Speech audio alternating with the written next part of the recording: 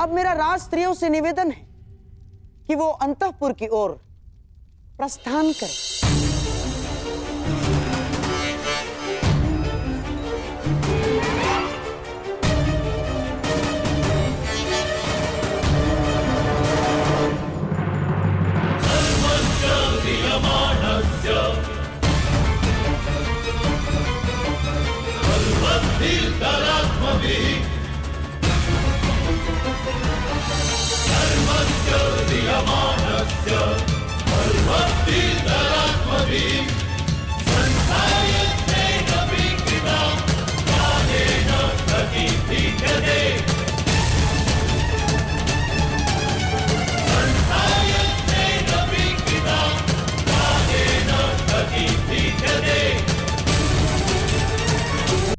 सम्राट,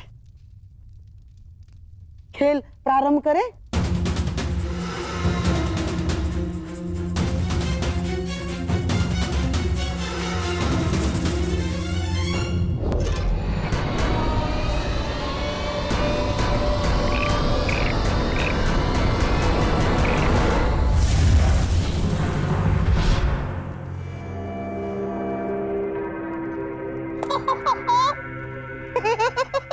पहले ही चाल में पौबारा। प्रतीत होता है कि भाग्य भी चक्रवर्ती सम्राट के अधीन है।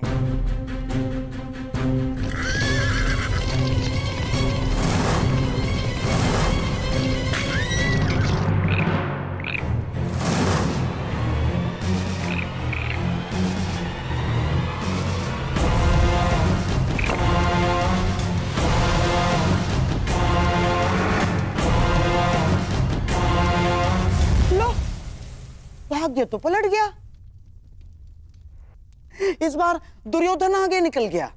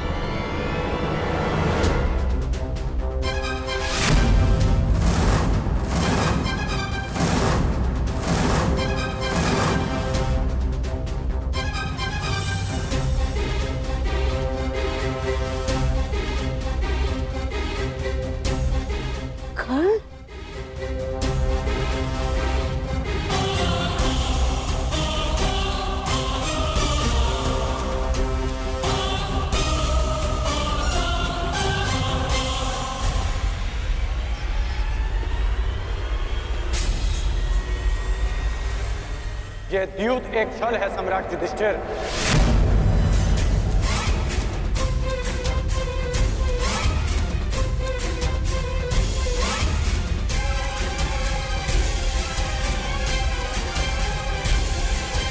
और गांधार राजद्यूत में आपका सब कुछ छीन लेना चाहते हैं।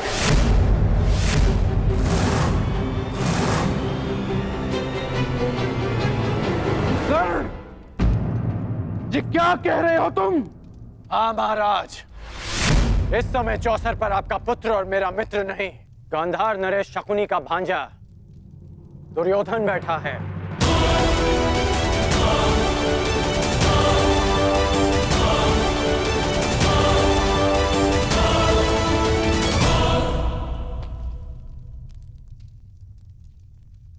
मित्र, रुक जाओ मित्र,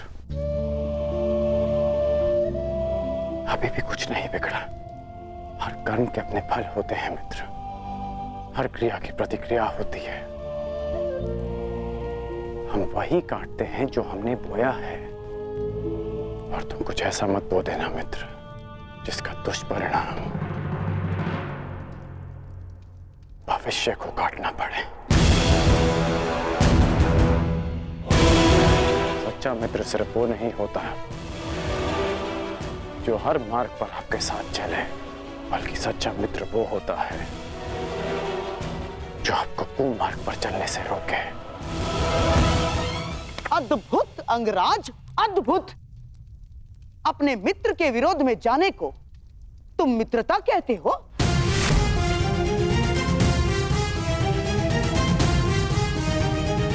मित्रता का वृक्ष विश्वास, प्रेम और समर्पण की भूमि पर लगता है। आप केवल छल करना जानते हैं गांधार राज, और उस छल से अनेक शत्रु उत्पन्न करना जानते हैं। और इस समय भी आप छल से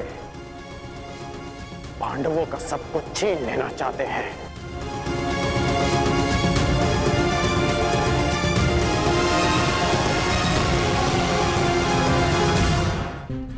पांडवों का सब कुछ छीन लेना चाहते हैं। वाह अंगराज, वाह। अब मैं इसे क्या कहूं? महान मित्रता या फिर सबसे बड़ा मिथ्या आरोप? ध्यान से देखो इस चौसर को अंगराज। सम्राट युधिष्ठिर दुर्योधन से सब कुछ जीतने से केवल एक पग दूर है। तुम्हारा ये परम मित्र दुर्योधन अपना सब कुछ हारने की सीमा पर खड़ा है, और तुम मुझ पर और दुर्योधन पर छल का आरोप लगा रहे हो।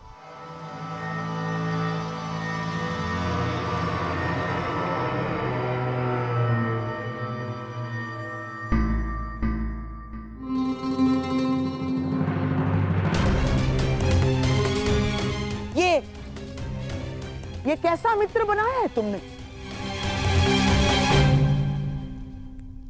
मित्रता ही तो निभा रहे हैं अंगराज। वो नहीं चाहते कि उनका मित्र सब कुछ हार जाए, इसलिए ये दाव से पहले ये दाव खेल रहे हैं।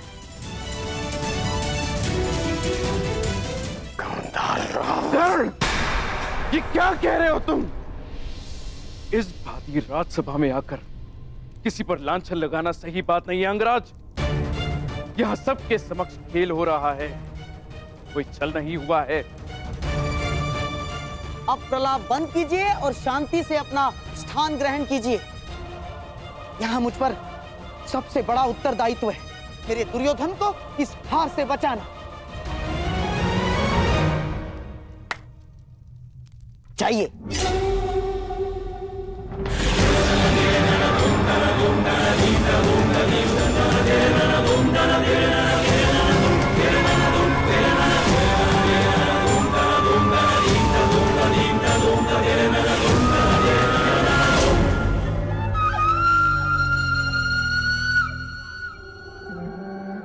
सम्राट, खेल प्रारंभ किया जाए।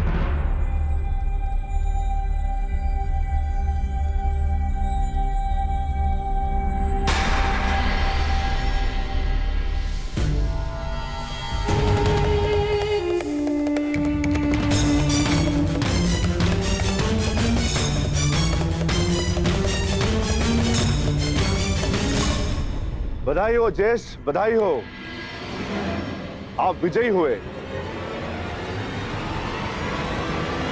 अब बताइए अंगराज, क्या ये छल है?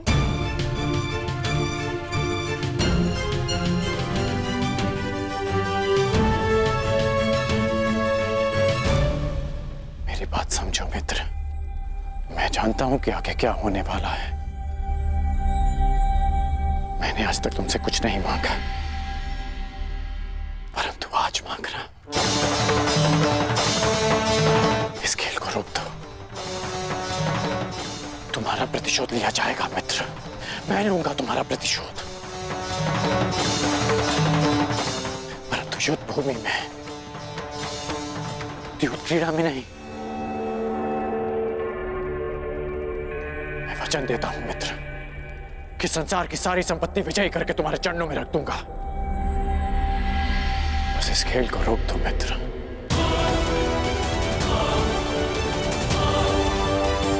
मित्र, कि संसार की सारी संपत्ति विजयी करके तुम्हारे चरणों में रख दूंगा। बस इस खेल को रोक दो मित्र।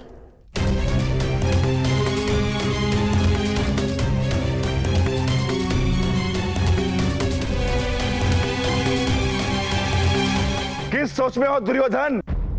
तुम्हारा मित्र कर्ण इतना निवेदन कर रहा है तो मान लो अपने मित्र की बात। जो कुछ तुम्हारे पास थोड़ा बहुत बचा है उसकी भी रक्षा हो जाएगी। और वैसे भी तुम्हारे पास बचा ही क्या है जिसे तुम दांव पर लगा सको?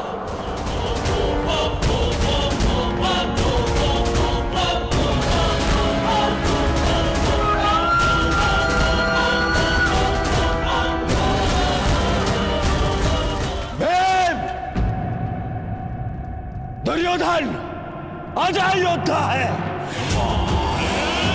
दांव चाहे युद्ध का हो या चौस्तर का, पीछे नहीं हटेगा दुर्योधन।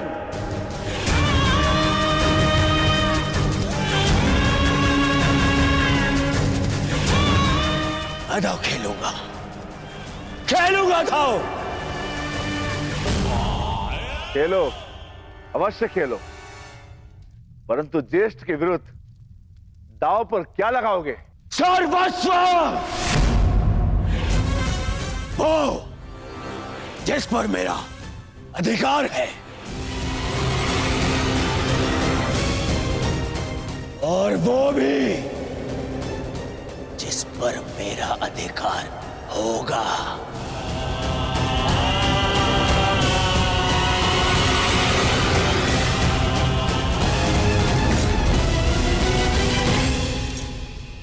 आभूषण जिन पे मेरा अधिकार है।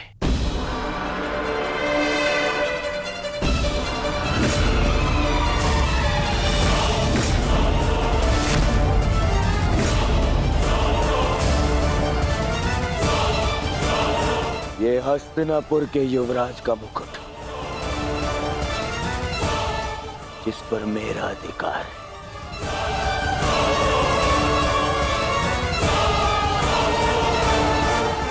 सबसे अधिक महत्वपूर्ण वो जिस पर मेरा अधिकार होगा।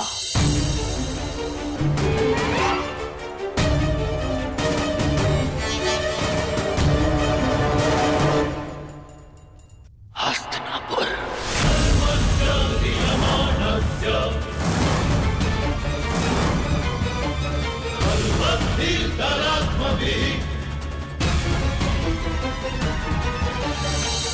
मैं दुर्योधन आज हस्तिनापुर के सिंहासन को दांव पे लगाता हूं।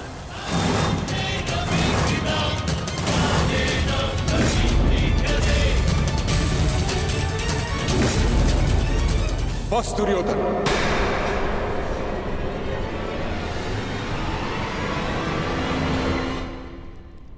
हस्तिनापुर कोई वस्तु, कोई आभूषण, कोई संपत्ति नहीं। हस्तिनापुर सम्मान है। कुरुवंश ने सहस्त्र वर्षों की साधना से इसे अर्जित किया है। तुम इसे चौसर पर दांव लगाने की बात करते हो। इससे पूर्व कि मैं इसे हस्तिनापुर का अपमान समझकर शस्त्र उठा लूं, अपने मन से ये बात निकाल फेंको। दुर्योधन, महामहिम बिल्कुल ठीक कह रहे हैं। हस्तिनापुर पर तुम्हारा कोई अधिकार नहीं। तुम केवल और केवल यहाँ के युवराज हो, यहाँ के सम्राट नहीं। तो हो जाऊंगा कुरुद्रोण। आज महाराज ना सही, कल बन जाऊंगा। तो क्या राज्य पर मेरा अधिकार नहीं होगा? अवश्य होगा पुत्र, परंतु राजमुकुट पहनने के पश्चात अभी हस्तिनापुर का अधिकार महाराज धृतराष्ट्र के पास है। मैं उन्हीं महाराज धृतराष्ट्र का ज्येष्ठ पुत्र हूं। मनुष्य अपने जन्म से नहीं, अपनी सोच से, अपने विचारों से ज्येष्ठ होता है दुर्योधन। और एक बात अपने मस्तिष्क में बिठा लो कि हस्तिनापुर पर तुम्हारा कोई अधिकार नहीं।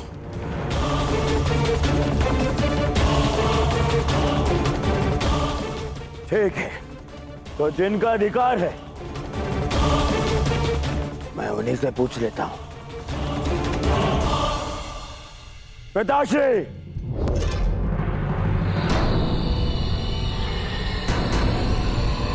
मैंने अपने आप को वचन दिया है कि आपका पुत्र ये खेल जीत के रहेगा। या तो मैं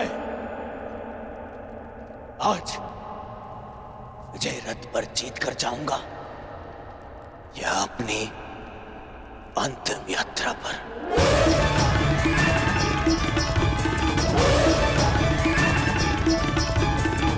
जिस सम्मान की बात पितामह कर रहे हैं, हस्तिनापुर का वही सम्मान आज दांव पे लगा है। अब आप बताइए, क्या आपको अपने पुत्र पर विश्वास है?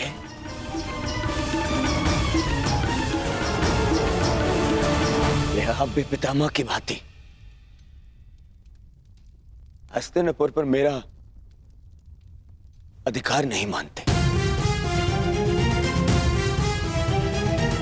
क्या विभाजन के पश्चात भी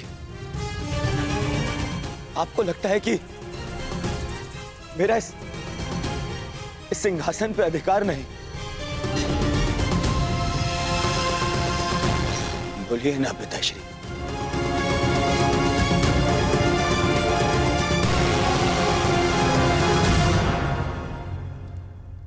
अधिकार है पुत्र।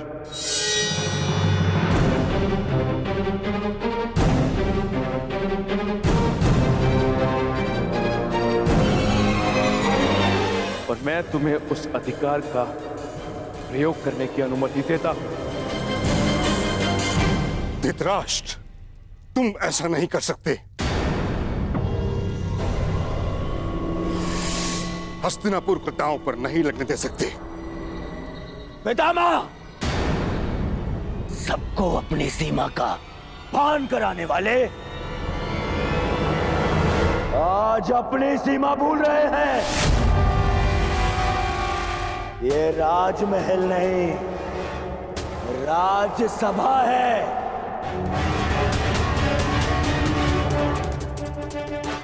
और इस समय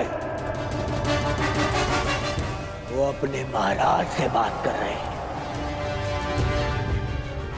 और आप सेनापति हैं और सिंहासन पे बैठने वाले महाराज की आज्ञा पर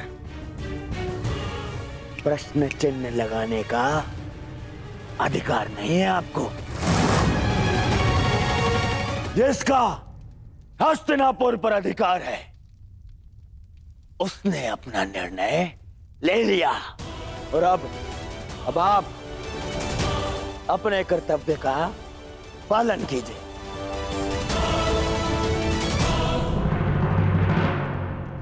तो अब मैं दुर्योधन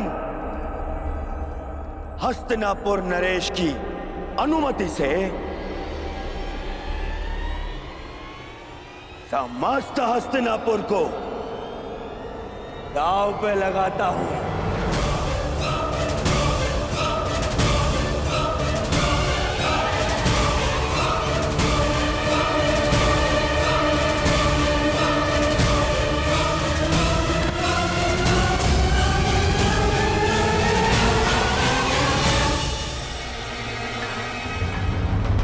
आस्कान, ये मार्ग दिखाने का नहीं, मार्ग बनाने का समय है। मौन रहो अब। तो बोलिए सम्राट। एक दाव और सब कुछ आपका। क्या ये दांव खेलने का साहस और सामर्थ्य है आप में?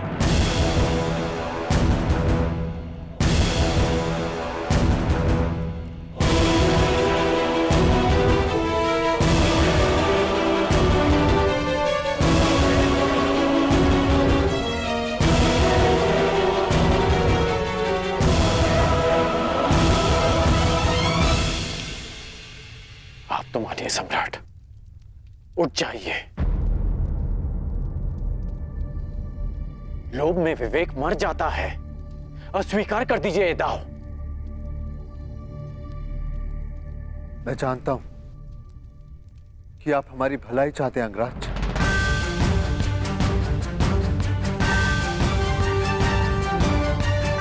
परंतु मैं हस्तिनापुर के अस्तित्व की भलाई चाहता हूं।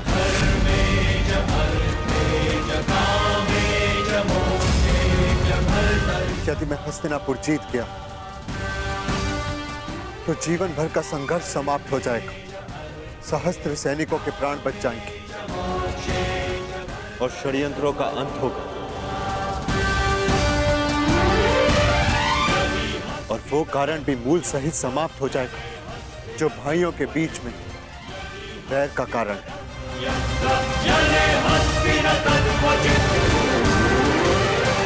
हाँ तो सम्राट, हस्तिनापुर की तुलना में आप दांव पर क्या लगाना चाहेंगे?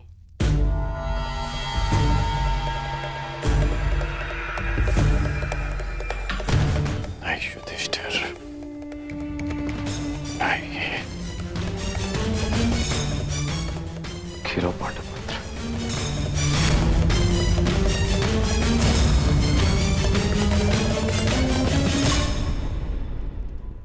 मैं इंद्रप्रस्थ को दांव पर लगाता हूं।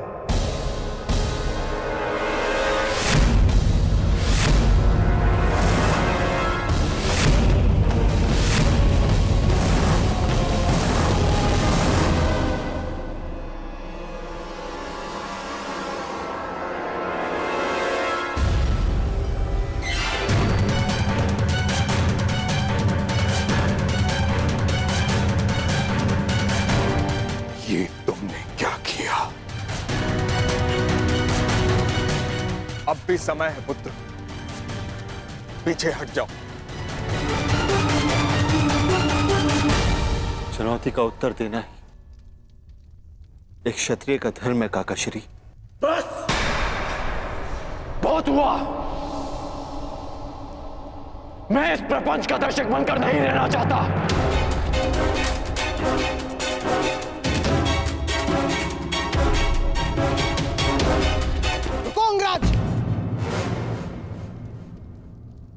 अपना वचन तो याद है ना आपको? प्रत्येक परिस्थिति में आपको अपने मित्र का साथ देना होगा। मुझे वचन दो, हर परिस्थिति में तुम मेरा साथ दोगे। मैं वचन देता कि मैं अपने मित्र को अकेला नहीं छोड़ूंगा। तुम्हारा यह परम मित्र दुर्योधन जीवन के विकट मोड़ पर खड़ा है और तुम उसे छोड़कर जाने की बात कर रहे हो? नहीं अंगराज, आपको रुकना होगा।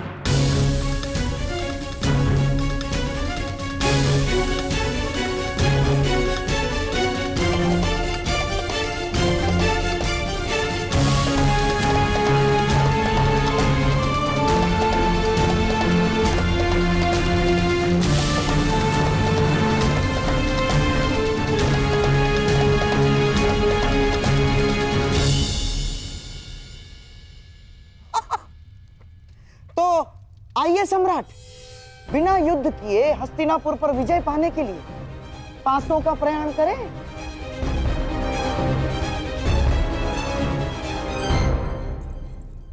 स्वराज्य की जय। क्या सोचना है? महाराज युधिष्ठिर ने कुमार दुर्योधन का सब कुछ छीन लिया है।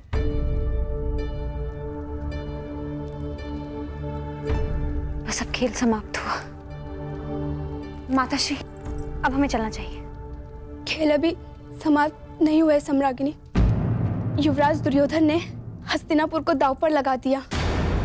अंगराज कर्ण ने सम्राट को रोकने का प्रयास किया। तो सम्राट मान गए ना? नहीं महारानी, उन्होंने भी इंद्रप्रस्थ दांव पर लगा दिया। शक्ति ही उसकी सबसे बड़ी दुर्बलता भी होती है और धर्मशील की दुर्बलता उसका धर्म होता है। इसलिए प्रयास करना कि समय आने पर धर्मात्मा को दुर्बल पड़ने से रोक सको। द्यूत पहले विजय देता है और फिर विवेक हरकर पराजय। सम्राट को रोकना आवश्यक है माताश्री, कहीं गांधार नरेश अपने छल से कुछ अनर्थ न कर बैठे। पुत्री, चिंता मत करो, वहां पितामह है, द्रोणाचार्य है, कोई अनर्थ नहीं होगा। जब पितामह और आचार्य द्रोण हस्तिनापुर को दांव पर लगने से नहीं रोक पाए माताश्री, तो कोई और अनर्थ कैसे रोक पाएंगे? सब नियम से बंधे हैं और हम भी। और नियम ये है कि जब तक युद्ध चलेगा राज स्त्री सभा में प्रवेश नहीं करेंगी।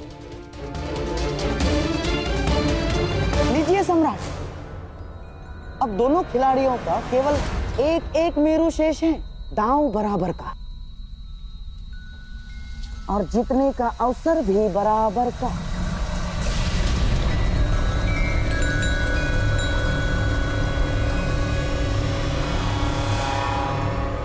भ्राता युधिष्ठिर को 10 अंक चाहिए और दुर्योधन को 12।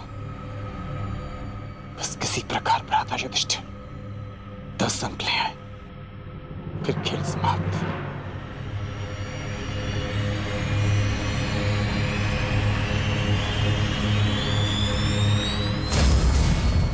अच्छा प्रयास था सम्राट, केवल एक पक्ष से दुर्ग के भीतर जाने से रह गए।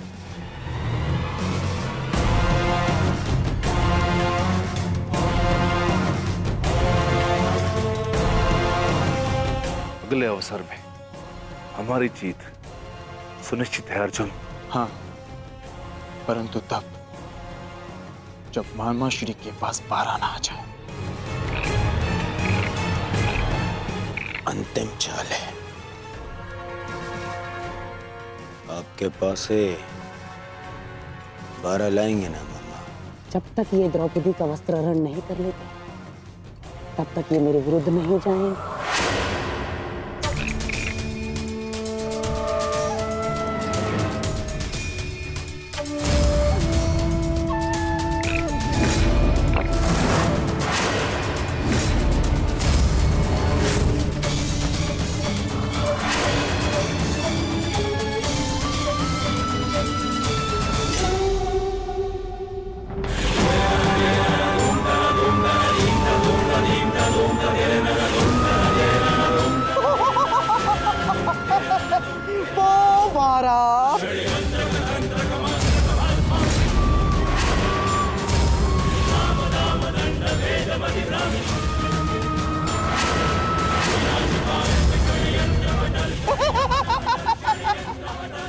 बधाई हो मेरे होने वाले सम्राट, आज से इंद्रप्रस्थ तुम्हारा।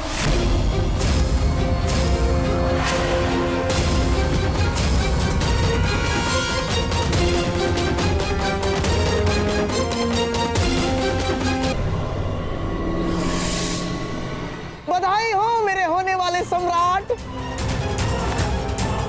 आज से इंद्रप्रस्थ तुम्हारा।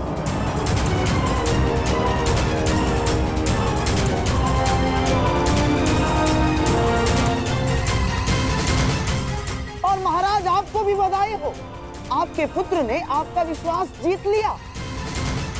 और बधाई हो महामहिम आपको भी कि आपका हस्तिनापुर गर्व सहित फिर से आपकी सुरक्षा में है। और बधाई हो इस गांधार नरेश शकुनी को कि मेरा होने वाला सम्राट बिना राजसूय यज्ञ के एक साम्राज्य का स्वामी हो गया। चाहता तो मैं भी यही था दुर्योधन, कि तुम इंद्रप्रस्थ जीत जाओ, परंतु इस बात ही नहीं। परंतु समझ में नहीं आता, आनंद मनाऊं या शोक, क्योंकि मेरा एक भांजा सब कुछ जीत गया और एक सब कुछ हार गया। खेल समाप्त हुआ।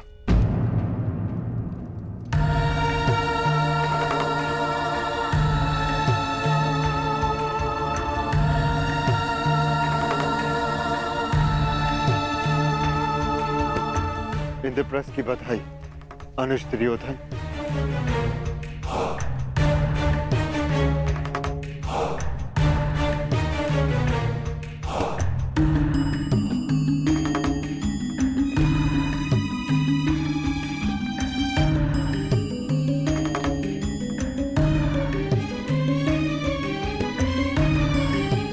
ठीक है मामा श्री, तो जा रहे हैं ना, आज ये यहाँ से जा ही नहीं पाएंगे। ठहरो युधिष्ठिर,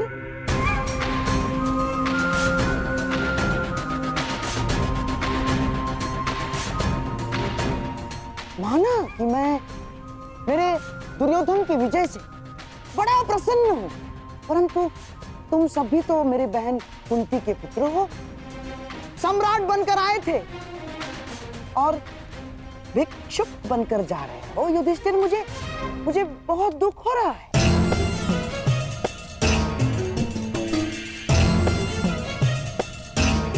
दुर्योधन, क्या अपने भाई की हार पर तुम्हें दुख नहीं हो रहा है? हाँ मामा श्री, मुझे अपने भाइयों का यूं चले जाना मुझे सहन नहीं हो रहा है मामा श्री। सोचता हूं इन्हें इनका सारा साम्राज्य दान में लौटा दूं।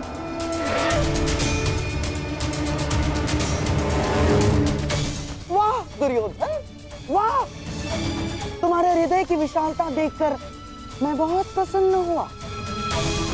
परंतु दुर्योधन, इनको ये सब दान में देना इन महाप्रतापियों का अपमान नहीं होगा दुर्योधन?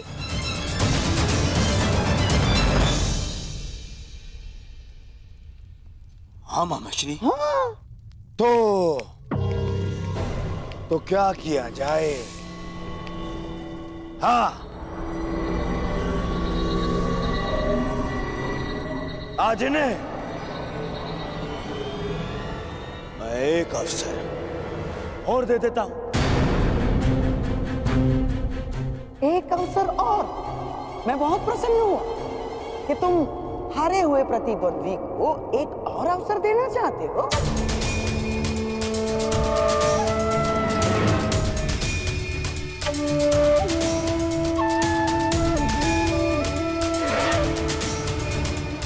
अभी तो बहुत कुछ शेष है धर्मराज, तो क्यों ना एक एक दांव और खेला जाए, जिसमें मेरा प्रिय दुर्योधन अपनी ओर से जीता हुआ इंद्रप्रस्थ और सारी संपत्ति दांव पर लगा दे। यदि तुम जीत गए तो इंद्रप्रस्थ तुम्हारा। सोच लो, यदि तुम जीत गए तो तुम फिर से सम्राट। केवल एक दांव।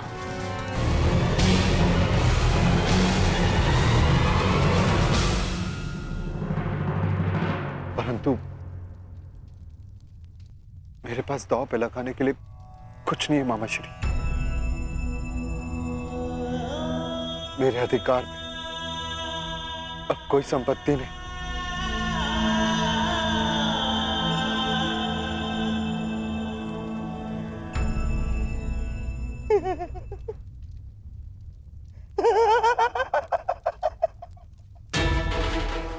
धर्मराज, अपनी शक्ति पर अपना ही अधिकार होता है। सोचो, वो कौन सी शक्ति थी जिसके बल पर तुमने गुरु द्रोण को गुरु दक्षिणा दी?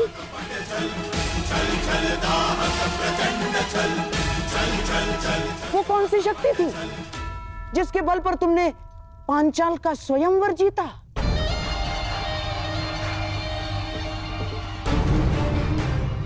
और वो कौन सी शक्ति थी जिससे जरासंध जैसे महाबली का संहार किया? वो कौन सी शक्ति थी जिसके बल पर आपने इंद्रप्रस्थ का साम्राज्य स्थापित किया था? अपनी शक्ति पर अपना अधिकार होता है धर्मराज, और इस शक्ति पर तुम्हारा अधिकार है। जैसे उंगलियों पर हाथ का अधिकार होता है,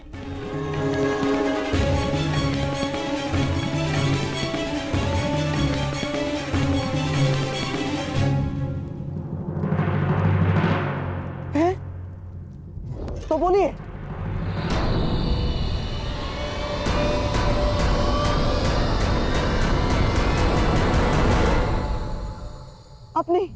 अपनी एक उंगली को दांव पर लगाओ युधिष्ठिर।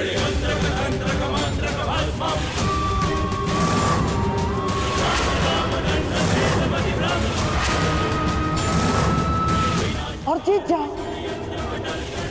यदि जीत गए तो सब कुछ फिर से तुम्हारा। तो बोलो धर्मराज, अपनी किस उंगली को दांव पर लगाओगे?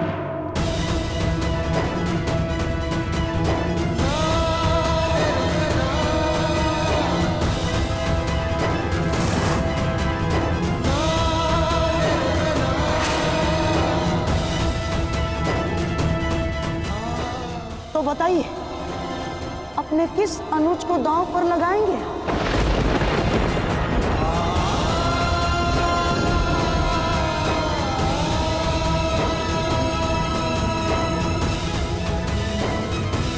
संभव है। युद्ध में वस्तुएं दांव पर लगती हैं, मनुष्य नहीं। हर खेल में मनुष्य ही दांव पर होता है अंगराज। युद्ध में उसके प्राण, स्वयंवर में उसका अभिमान और प्रेम में उसका अस्तित्व। बस करिए गंधा नरेश। कुतर्कों से सत्य को झुठलाया नहीं जा सकता। महाराज, इसे रोकिए। यह अनीति है। यह खेल अब खेल की सीमा पार कर चुका है। पितामह, यह खेल सीमा तभी पार कर चुका था जब मैंने हस्तिनापुर को और युधिष्ठिर ने इंद्रप्रस्थ को दांव पे लगा दिया था।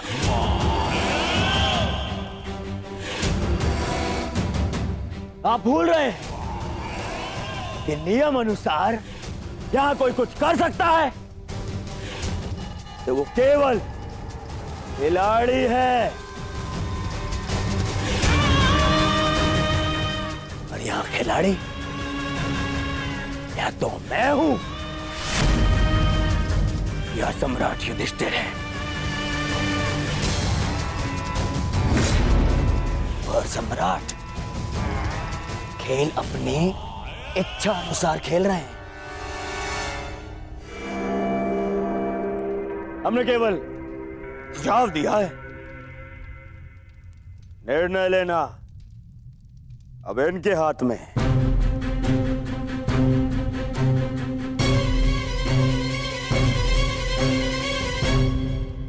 यहां अधिकार का प्रश्न कहां उठता है महाराज? माता पिता का अवश्य संतान पर अधिकार हो सकता है, परंतु भाई का भाई पर नहीं। अंगराज का तर्क नीति सम्मत है। भाई पर भाई का कोई अधिकार नहीं होता।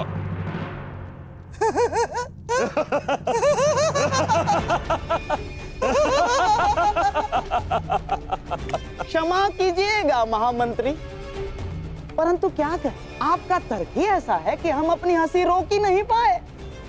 महामंत्री, क्या आपके मुख से ये बातें शोभा देती है? पिता का अपने पुत्र पर, पति का अपने पत्नी पर और बड़े भाई का अपने छोटे भाइयों पर अधिकार होता ही है। क्या आपने महाराज पांडु का अपने स्वयं पर अधिकार नहीं माना था? और उसके पश्चात महाराज धृतराष्ट्र का अधिकार? क्यों?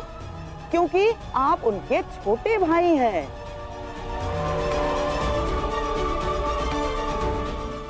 और हाँ, महामहिम, क्या आपने अपने पिता के मृत्यु के पश्चात अपने छोटे भाइयों का पिता के भांति पालन नहीं किया? क्या उनके लिए काशी की कन्याएं हर कर नहीं लाए थे आप? अधिकार नहीं होता।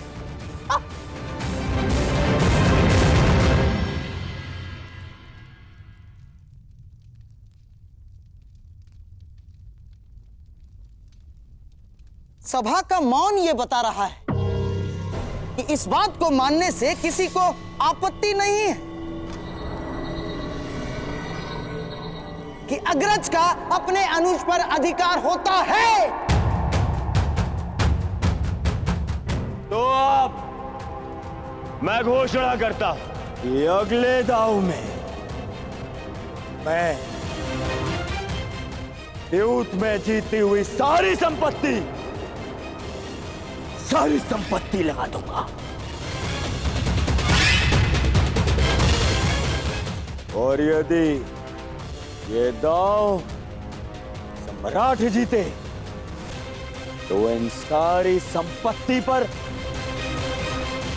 और इंद्रप्रस्थ पर फिर से इनका अधिकार होगा।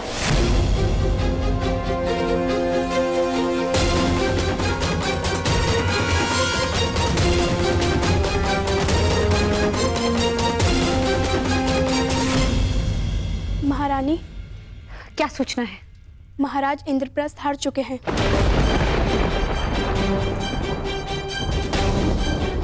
और कुमार दुर्योधन ने उन्हें अपने भाइयों को दांव पर लगाने के लिए कहा है। क्या?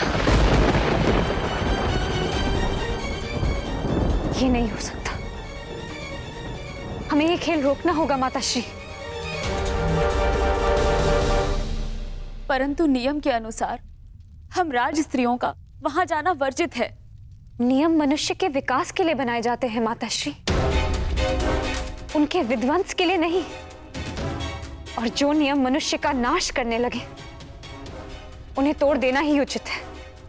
सोच लीजिए सम्राट, बिना संपत्ति के, बिना राज्य के और बिना सेना के कहां कहां भटकेंगे आप? और पांचाल जाकर अपने श्वशुर के घर रहना आपके आत्मसम्मान के विरुद्ध होगा। और जीता भी तो आपने पूर्ण आर्यव्रत है, वहां के सम्राट हैं आप, वहीं जाकर शरण लेंगे।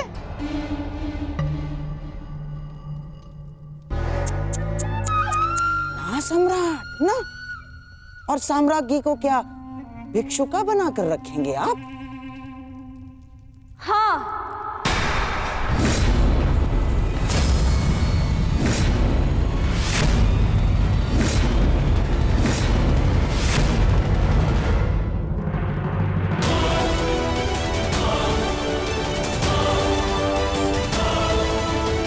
द्रौपदी को भिक्षुका बनकर जीना स्वीकार,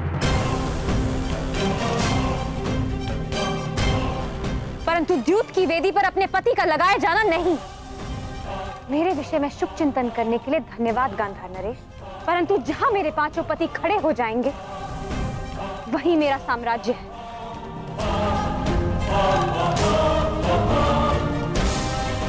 मैं प्रत्येक परिस्थिति में उनके साथ संतुष्ट रहूंगी। और अब आप भी इंद्रप्रस्थ लेकर संतोष से रहिए।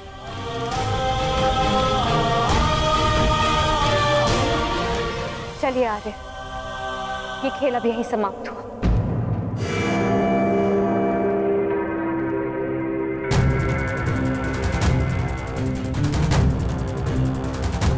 इंद्रप्रस्थ का स्वामित्व पाने की बधाई अनुज दुर्योधन।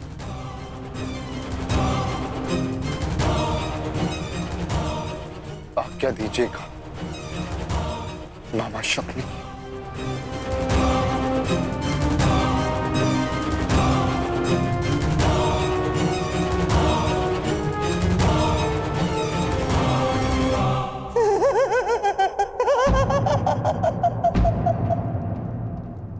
अब किसी और से आज्ञा लेने की क्या आवश्यकता है युधिष्ठिर?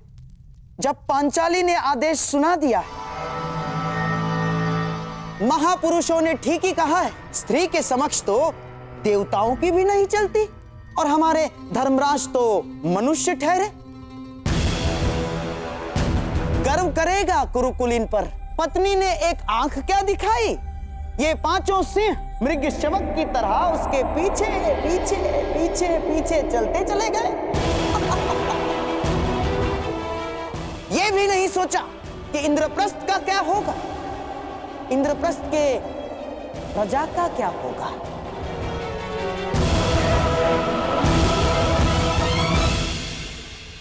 एक अवसर युधिष्ठिर, केवल एक अवसर संभव है कि अपना राज्य प्राप्त कर लो और अपने प्रजा के मन का सम्मान भी।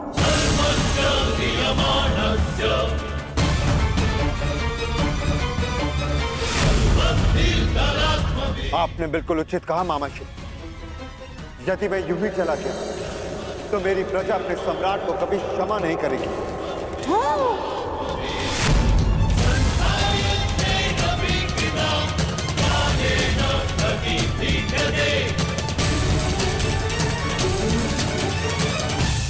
रुकिए आर्य,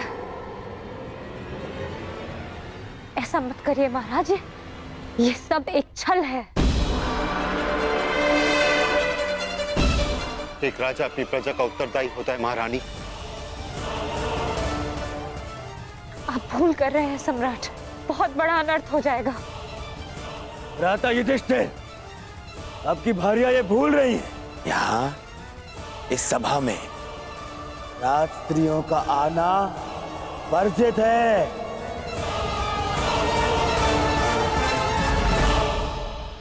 पांचाली, आप अपने कक्ष में जाइए।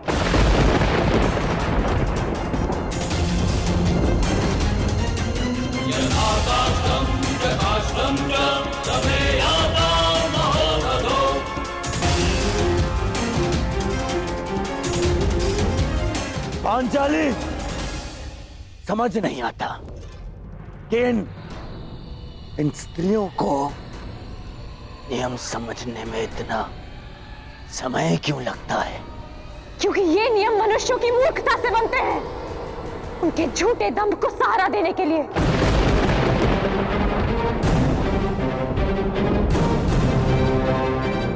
मैं जा रही हूं आर्य, अब लौटकर इस सभा में नहीं आऊंगी।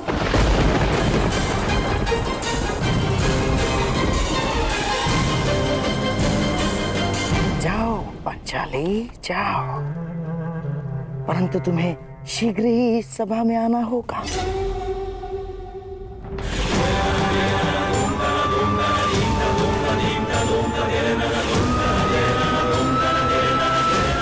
तो बताइए सम्राट, अपने किस अनुज को दांव पर लगाएंगे?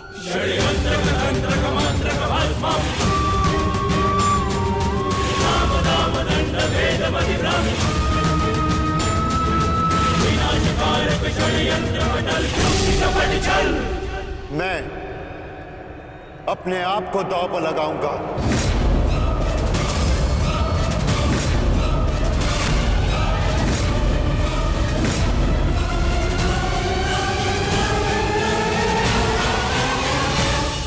आपको दांव पर लगाऊंगा।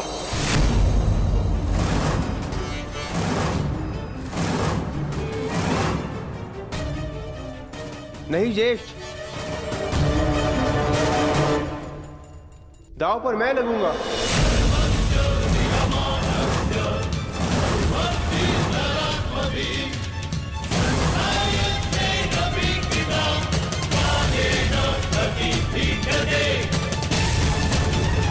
नहीं नकुल, तुम अभी छोटे हो।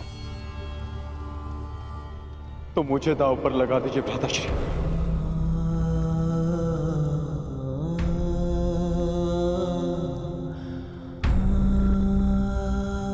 एक अवसर मुझे दीजिए। सही कहा था मामा श्री ने, पिता की अनुपस्थिति में बड़ा भाई ही पिता होता है। पर मुझे तो एक पल भी ऐसा स्मरण नहीं होता जब आपने मेरा पालन ना किया हो, मुझे प्रेम ना किया हो। हर पल आपने अपना कर्तव्य निभाया है ज्येष्ठ। आज मुझे अपना कर्तव्य निभाने दीजिए। नहीं अनुज, अगर कोई दाव पर लगेगा तो वो मैं। नहीं भ्राता, यदि दांव में मैं हार गया तो आप मुझे युद्ध करके छुड़वा लेंगे, परंतु यदि आप हार गए तो मैं आपको नहीं छुड़वा पाऊंगा भ्राता।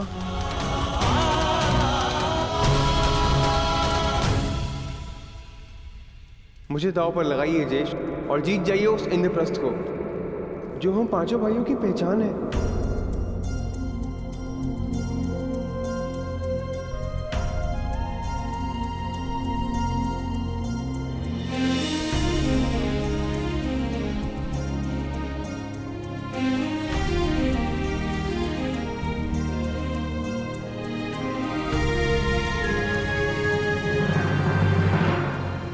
मैं अपने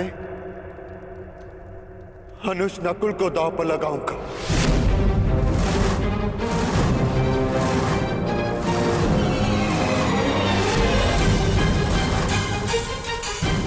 खेलिए सम्राट, इंद्रप्रस्थ को पाने के लिए नकुल को खेलिए।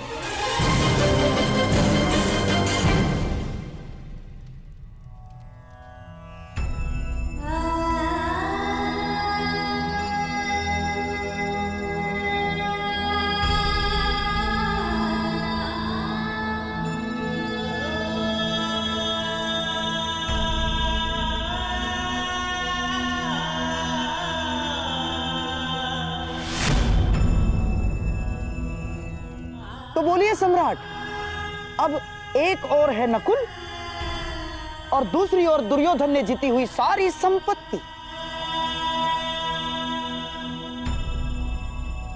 इंद्रप्रस्थ समेत। अब बात आपके मान सम्मान और संपत्ति की है तो पहला पासा आप ही खेलेंगे।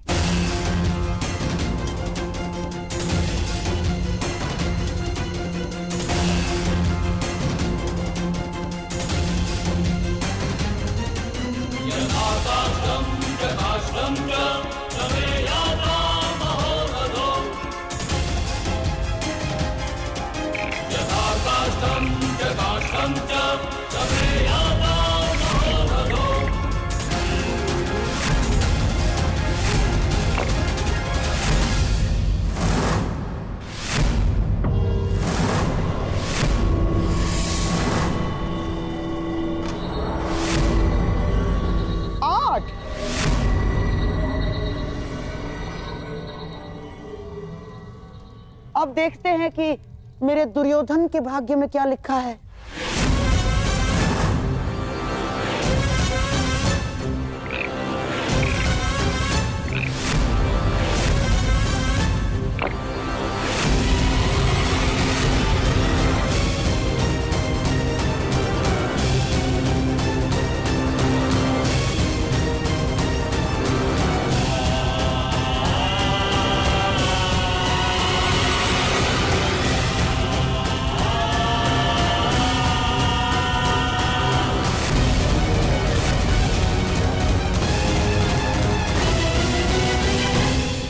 मामाश्री, अंतिम अवसर है।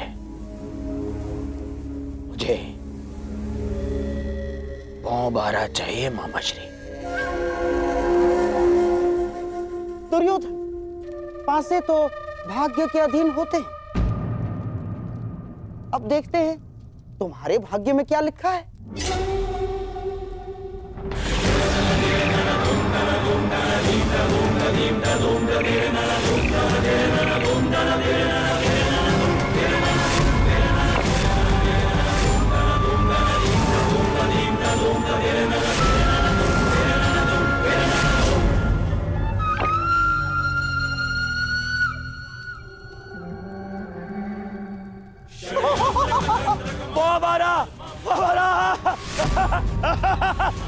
दुशासन, वो हमारा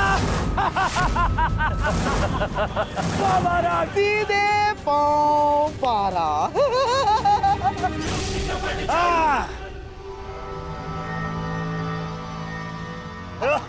बधाई हो मेरे होने वाले सम्राट। ये पांडव नकुल तुम्हारा दास है? हाँ मामा,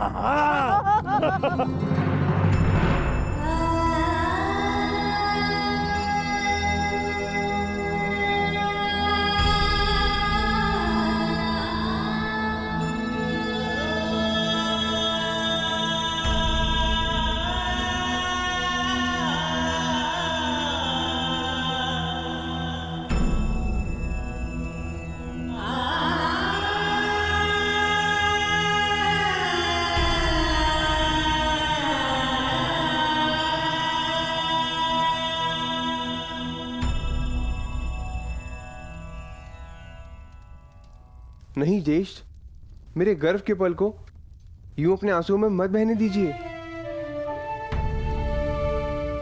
मेरे लिए ये गर्व की बात है कि मैं अपने भाई के मान के काम आ सका।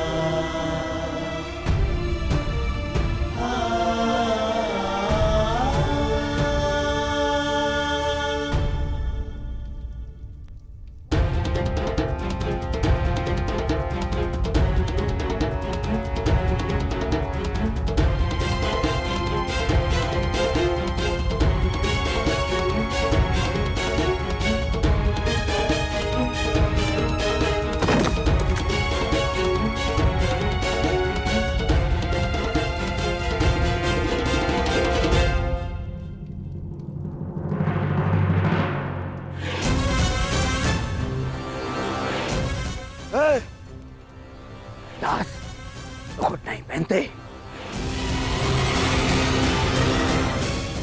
निकाल इसको।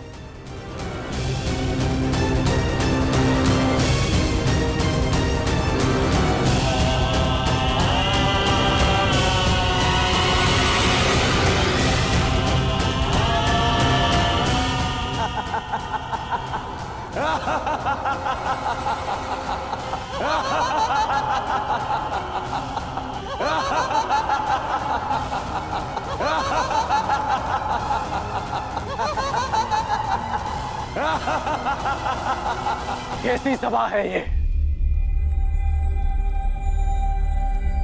और कैसा खेल है जिसमें एक भाई को दूसरे भाई का दास बनाकर बिठा दिया गया है।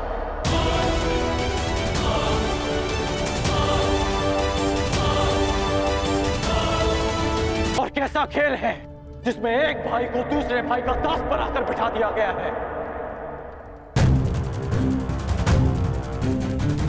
तुम्हारे इस प्रश्न का उत्तर यदि यहाँ किसी के पास है तो केवल सम्राट युधिष्ठिर के पास है अंगराज। परंतु तुम्हें उत्तर देने से महत्वपूर्ण प्रश्न उनके समक्ष ये है कि अब वो किसे दांव पर लगाएंगे।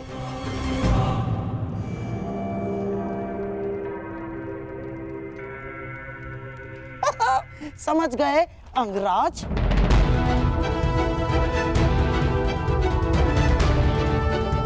कहिए सम्राट, अब आप किसे दांव पर लगाएंगे?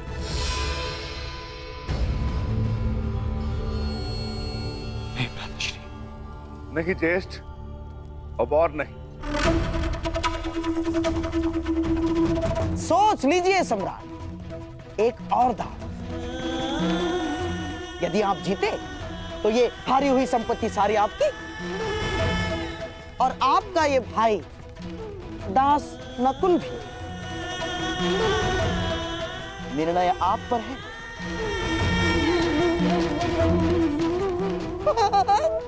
सोच लीजिए।